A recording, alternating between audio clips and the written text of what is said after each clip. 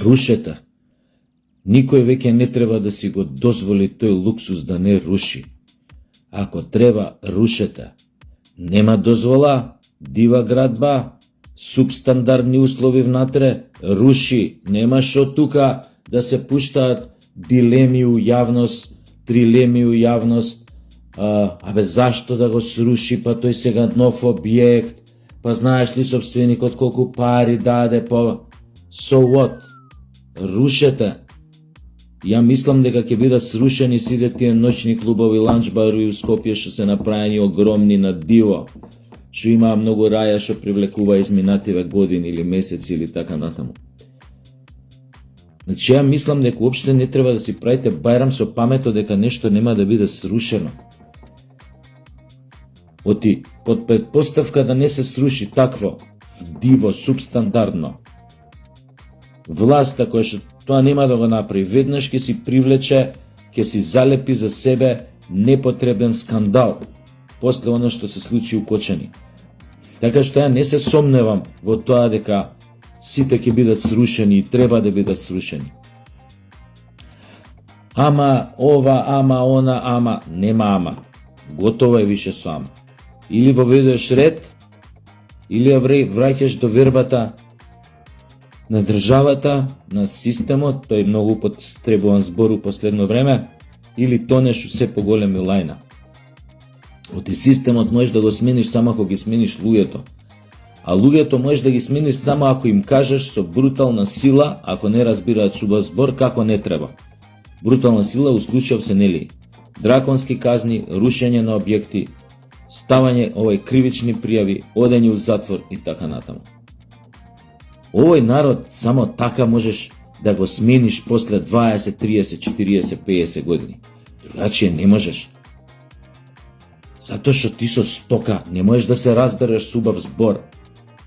Со оној што има не знам колку пари и поседуе 15 локала у Скопје и овие големиве зверки пола у подземје, пола у општинска власт што хараат по маливе градчиња што ги имаат во мал джеп стајано целата ова инфраструктура јавна што е у маливе градчиња или не знам дрмаат со градов како сакаат и прават што сакаат и никој ништо не им можеше изминативе 30 години. Значи со такви луѓе ти мора да покажеш брутална сила и решеност да ги натераш да те слушаат или барем самите да се стават под некоја контрола, во некои рамки. Нели? Исплашени од реперкусиите, од последиците што би можеле да следат по нив. Така што баш ми чуе за вашето кукумјавчење у јавност, леле ќе го срушат овој, леле вајда нема да го срушат овој, вајда не. Скопје, според мене, тоа го кажав у моето прво обраќање после трагедијата во Кочани. Во Скопје ноќниот живот треба да цркне у наредни 2 години. Да се петрифицира, да замрзне. Додека не се најдат сите диви градби, не се срушат сите диви градби, не се воведе ред, не се засили законската регулатива во тој сектор, да не може секој што му прднало да отвора ноќен клуб и да го отвара како му прднало, како му кефнало. А згора на се, и онака Скопје ќе нема ноќен живот у наредни година-две, од проста причина што сите родители се престрашени од она што се случи во Кочани, а богами и децата се престрашени од она што се случи во Кочани. Ја мислам дека и тоа како ќе се дискутира во фамилијата меѓу децата и родителите, и ако излегува децата, пошто не можеш да ги врзеш дома за скут, нели? Дека ќе им биде забрането додат од диска и особено не после полноќ. Особено не ако се малолетни, особено што веќе нема никој да ги пушти на врата, затоа што тие најверојатно таа регулатива ќе биде уште поише зајакната, најверојатно у тој дел ќе има и многу повисоки казни, доколку обезбедувањето на врата му се случат такви пропусти да пушти малолетници во диското или во ноќниот клуб. Така што ќе биде многу потешко за праење далавери и на газдите и на оние што стојат на врата и дури се случувало да пуштаат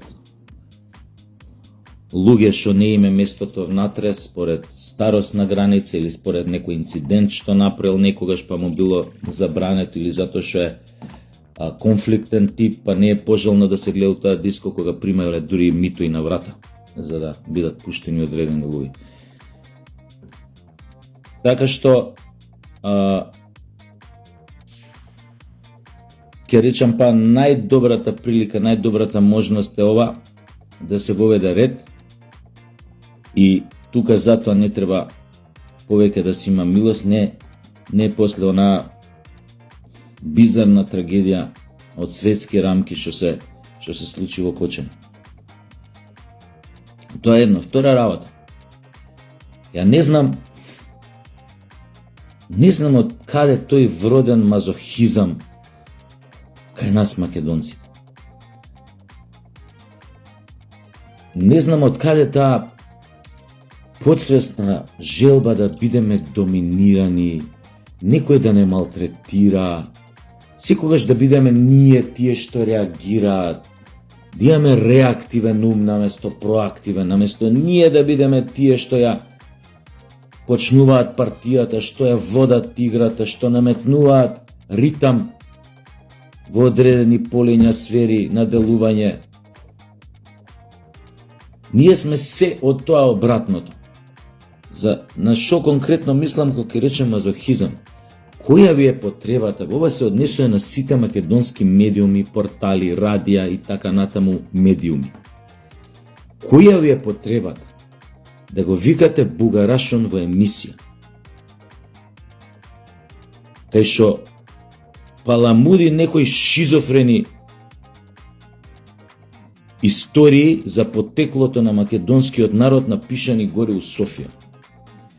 Која ви е потребата да го викате по емисии народот да ги слуша неговите исторически небулози? Која ви е потребата? Дали е тој прво врвен авторитет по историја, по звање, по титула? Не. За кој мој тогаш го викате да ви паламуди за историја? Затоа што прочитал многу книги напишани у Софија за историја, па сега тука сакате да чуете што прочитал тамо? Се знае што прочитал тамо. Фризирана историја. Че секој си ја пишувал историјата како што му одговара. Особено тоа е познато за Балканот. Дека секој си ја пише историјата како ќе му кефне на муро. А особено тука предњачат Бугарија. Не се ни грциве полоши, ни не знам. Ајде сите ќе кажем исто купче. И чија историја е точна? Точно има факти, да. Но чија историја е напишана со факти од прва буква до последна буква? Нема таква. Тогаш дозволено е секој народ да си ја толкува историјата, тајната на своето потекло, тајната на својот постанок, како што сака. За кој мој, како што има секој право да се самоопредели како што сака. За кој мој го викате бугарашчето, за кој што и на времето Драган Богдановски во писмо напиша дека уште пред да стане премиер како шурвал со крајни шовинистички десни бугарски крила фракции во Канада, кога го носеле. А го носеле со намера да се поврезе со македонските фракции. Он тамо отишол да се гледа со бугарски. И тој е еден од основачите на ВМРО. Драган Богдановски го пишел писмо. Се објасните ми вие, кај што се посипува со пепел човекот. И се ви објасните ми, како и покрај тоа што го знаеле тогаш, таков тип ни станува премиер на држава. Како после, откако заминува од тоа место, станува релативно богат бизнисмен. Изгоре на се, важи за исторически авторитет, кој што го викате у секоја телевизија, да паламуди невистини за потеклото на македонците и македонскиот народ и за нашата, според него, србоманска ориентација. Се дојдев на вториот дел од приказната. Го кажав тоа уште пред месец дена во еден мој клип, кога ви реков, бугарите се стишаа во последно време, во последниве година дена, кога видоа дека не можат баш така лесно да ги принудат македонците да се само избришат. Барем оние кои што се побунија против предавниците на Социјалдемократскиот сојуз и Заев. И кога видоа што почнаа да прават, тоа го кажав во еден клип пред месец дена, почнаа да се инфилтрираат у сите можни државни институции. Свој кадар, кој што вие не го знаете, седите со него по кафичи, пиете кафиња, а тој е врбуван или индоктриниран од нив да работи за нив, да влезе од одредена институција и однатре да прави она што ќе му биде кажано заедно со сите останати кои што се влежени и кои што ја сочинуваат таа мрежа. И сега скоро еден наш водител и новинар објави нешто кај што од одредени дури новински агенции наши, и ми ако сакате, има коментари за една телевизија наша дека била србоманска, ваква, онаква, и кај што тврда дека само со пуштањето на бугарите уставот тука ќе се средале работите. И добро е што тој водител Богдан решил да ги избрише од својот профил сите тие кои што позитивно коментирале на коментарите на овие кои што се наоѓаат напикани у наши државни институции. Што сакам да кажам? Ако ние го знаеме ово, дека се инфилтрирани и напикани од таа агентурна мрежа, која што е антимакедонска и работи на бришење на ќе кажам побрутално, на бугаризирање на македонци. Ако ние го знаеме тоа као, или го сваќаме тоа, сме го поврзале тоа као обични смртници, веројатно тоа го знаат и македонските безбедносни служби. Не веројатно, него сигурно го знаат. Па ако сигурно го знаат, го знаат, најдобро ќе биде да почнат да си прават генералка у својот дом. Не само у домот, туку и у дворот. Каква ќе биде таа генералка? Поставаме по избор на службите, но мислам дека следно што треба да се направи, остајте сега вие тие паламудења од типот, рековме, тоа е едно, ова е друго, ни помагале за трагедија, вако беше, тоа е една работа.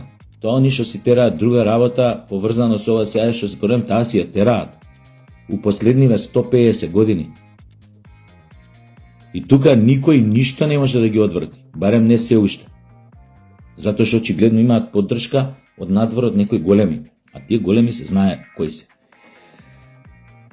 Така што, еве јавен повик до нашите безбедносни служби да ги детектираат у простор и време овие странски агенти или домашна пета колона, да ги лоцираат у простор и време и соодветно да постапат кон нив. Со додаток, ако се во битни места во државни институции, особено во новински агенции, медиуми, да бидат избркани од таму или деградирани. Да бидат на места кај што нема да влијае никако на јавното мислење. Нели, се зависи од големината на вината и на гревот што го направиле за време на нивното досегашно делување. Силата на една држава, незината стабилност,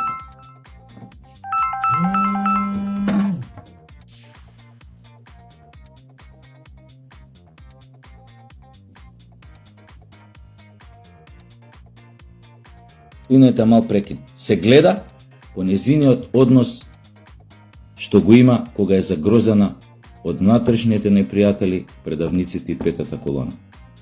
Тука ќе видите колку една држава заслужува да биде држава со сите салтанати. Ви благодарам.